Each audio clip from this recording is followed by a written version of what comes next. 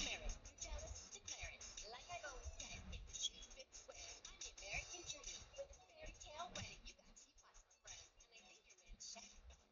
When you look into the mirror, I'm sure you're distressed. Your book borrowed my look. You're even wearing my dress. I've been rocking this game since before you were born. This corny copy's lost because she ain't a Kansas anymore. I'm surprised your perfect squad hasn't fallen apart. Yellow belly, empty-headed, that one's got no heart. Double killers, hard killers, and I'm feeling the chump. I gotta ask, who are you?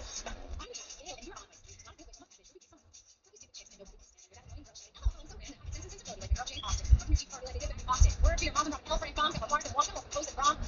For your 2 cents, I'm all ears with 2 hands. Wag nyo kong ipunin. Kaya magsikasusunugin. Yeah, life's a bliss cause I'm the great, the best. Pessimist and y'all cannot contest. Praises don't excite me, not the faintest. Cause it won't budge this Everest. Para saan pa yung mga bago di naman kaya tumayong mag-isa.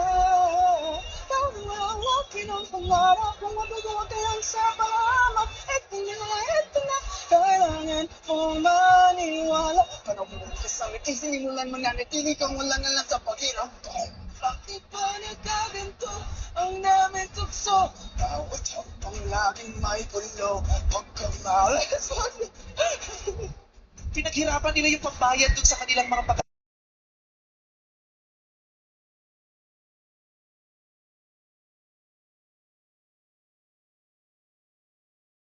pag-aari sa Bulacan, sisirain ng baha sa inyong kagagawan ang kapal talaga ng mga tao. Tapos pag kayo may supply, hulihin yan. Tama? O, pag kayo may supply, ikulong yan. Yun din ang sigaw namin. Hulihin yan, ikulong yan. Sa gobyerno may mga supero. Ano yung sabihin? Yung taga-subi ng konti. O, magkano itong project na to? Okay, 1 million. O, isusubi natin itong 800 billion. 200 lang ang ilalagay. Supero ang tawag doon. May mga subi-subi sila. Pag ilang araw mo magtatrabahuhan yung 3 months. Diba? Nakakaawa naman ka. Yeah. Diyos ko, pagkain pa, tubig nila, kuryente pa nila. Ako. Tapos kung baka-acting din kayo dyan, ang nilipis nila. Di ba natatong yung nagnakaw ng corned beef na matanda? Yeah. Di ba wala pang 100 yung nanakaw yun, pero kinulog yun ha. Pero yung iba, bilyon, trilyon, makukulong kaya sila.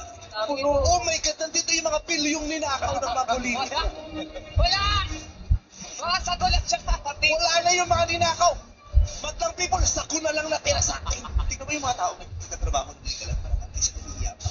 Pero yung mga illegal, may ang tatapos. Tapos proud. Post, di ba? May interview ako, dami-dami sa yan, no? Yung walang takot, na maimbestigahan, doon yung tortang